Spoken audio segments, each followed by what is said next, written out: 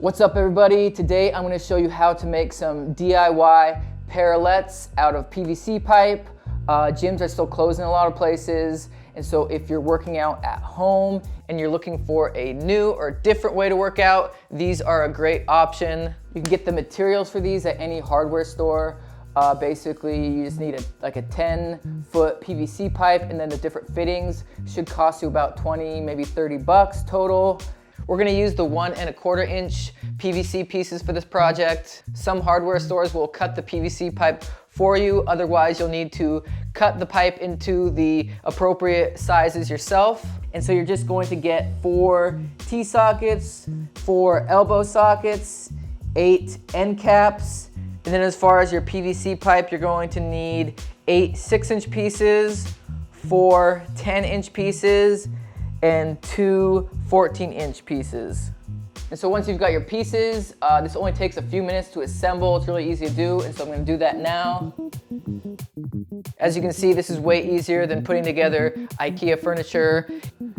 And so there you go. My parallettes are all put together in just a few minutes. As you can see, they're basically like mini versions of the parallel bars that gymnasts use. And so you can do all sorts of moves with these. You can look up videos on YouTube and see people doing some crazy things.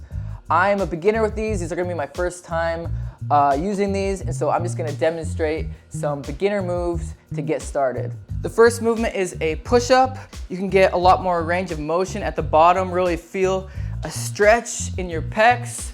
I can really feel these in my chest a lot more than a standard push-up. And if you wanna make these harder and target more of your upper chest, you can elevate your feet on a bench, as I did here. Next movement is a dip. There's a couple different ways you can arrange the parallettes to do these. I found that I liked putting my feet up on one of the parallettes. This gave me a little bit more range of motion. Next movement is a band-assisted plank or planche.